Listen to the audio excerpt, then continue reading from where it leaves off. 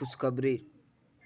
बाबू जगदेव प्रसाद कुशवाहा जी की जयंती पर सादर नमन, जिनका जन्म 2 फरवरी 1922 को हुआ था और मृत्यु 5 सितंबर 1974 को।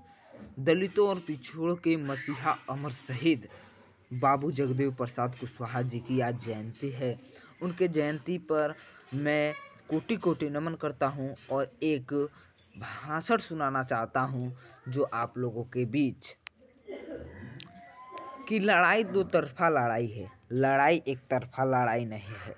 ये दो तरफा लड़ाई के बीज बोने का काम हमारे अमर शहीद जगदेव बाबू ने किया था और उनके इस बीज को आज पौधों के रूप में पल्वित होते हुए हम लोग देख रहे हैं।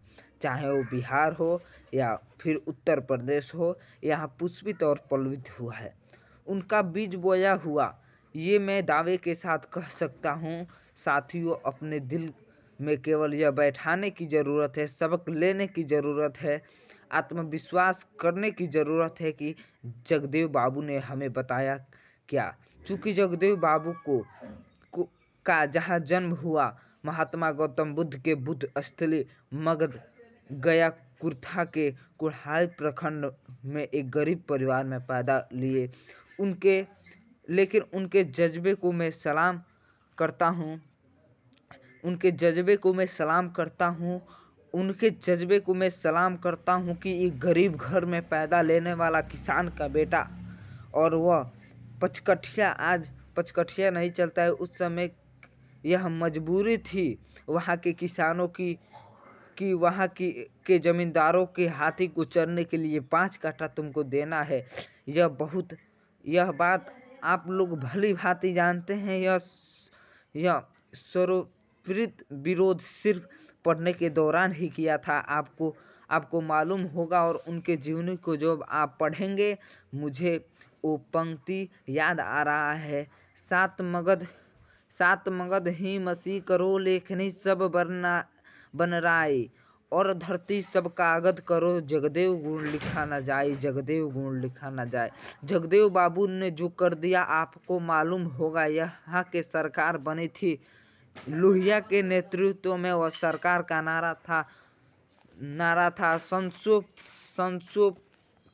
बांधो गांठ, पिछड़ो पावे 100 में साल। जगदेव बाबू ने कहा, लोहिया जी, जिस नारे के साथ हम सत्ता में आए हैं, यह नारा सार्थक नहीं हो रहा है, यह नारा चरितार्थ नहीं हो रहा है। इसीलिए आप पुनः विचार करें कि पिछड़ों को आवाज। आपने कहा था कि 27% आरक्षण और 50% नहीं, आपने कहा था कि 7% देंगे हम, क्योंकि उसकी आज़ादी है। जिसकी जितनी संख्या भारी उतनी उसके हिस्सेदारी के हिसाब से वे लड़ रहे थे। हमारे लोग मंच पर कहते हैं, जगदेव बाबू ने नारा दिया था 100 में 90 शोषित है, शोषितों ने ललकारा है, धन धरती और राजपाट में 90 भाग हमारा है, और उसको लड़ के लेंगे, ये बात उन्होंने कहा। लेकिन आज वो लड़ाई कहाँ फंस गई। मैं कई वक्ताओं से सुनता हूँ, मुझे वह पंक्ति स्मरण आ रही है, कुपथ ओ रथ दौड़ाता, पथ निर्देशक ओ है, और लाज ले जाती जिसकी कृति से, और भृति उपदेशक ओ है। यह पंक्ति आज बिल्कुल ही सटीक आज सटीक बता रहा है। वो हमारे मार्गदर्शक बने हुए हैं और रास्ता बताते, बड़ा सपाट रास्ता है। ठीक है, चले जाइए, किराए के पर्व प्रस्तुत करना हूँ। जय हिंद, जय भारत। इतना ही, मिलते हैं अगली वीडियो में, तब के लिए बाय।